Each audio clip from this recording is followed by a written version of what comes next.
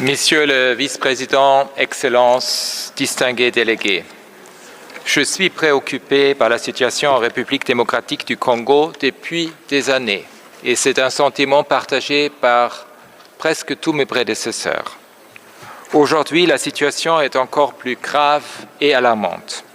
Toutes les parties au conflit dans les provinces du Nord Kivu et du Sud Kivu ont commis des violations ou atteintes aux droits humains, ainsi que des violations du droit international humanitaire. Ce sont les conclusions préliminaires de la mission d'établissement de fait que le Conseil a confiée à mon bureau il y a 4 mois et qui s'est concentrée sur la période depuis janvier 2025. Et je présenterai mon rapport à ce Conseil ainsi qu'à l'Assemblée générale en septembre. Pour l'instant, les enquêtes et analyses menées par la mission démontrent une apparente absence totale de considération pour la protection des civils pendant et après les opérations militaires. Le M23, soutenu par le Rwanda, a utilisé des armes lourdes lors de son offensive sur Goma en janvier, frappant des quartiers densément peuplés et des camps de personnes déplacées.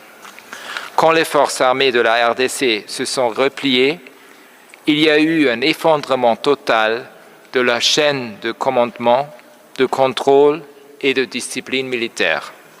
Des soldats congolais et des membres des milices Wazalendo, soutenus par la RDC, ont tué, violé et pillé. Mon bureau est en train d'enquêter sur d'autres violations présumées du droit international humanitaire et beaucoup d'entre elles pourraient constituer des crimes de guerre.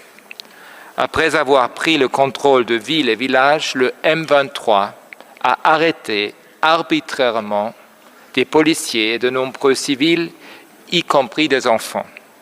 Des combattants du M23 ont aussi capturé des soldats des FARDC et forcé certains d'entre eux à rejoindre leur rang.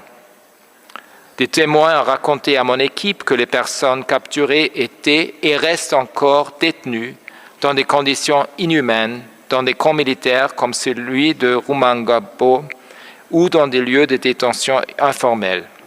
Beaucoup d'entre elles ont été recrutées de force par le M23. Le M23 a procédé à des exécutions sommaires et extrajudiciaires en violation manifeste des droits humains et du droit international humanitaire et qui pourraient être qualifiés de crimes de guerre. La mission d'établissement des faits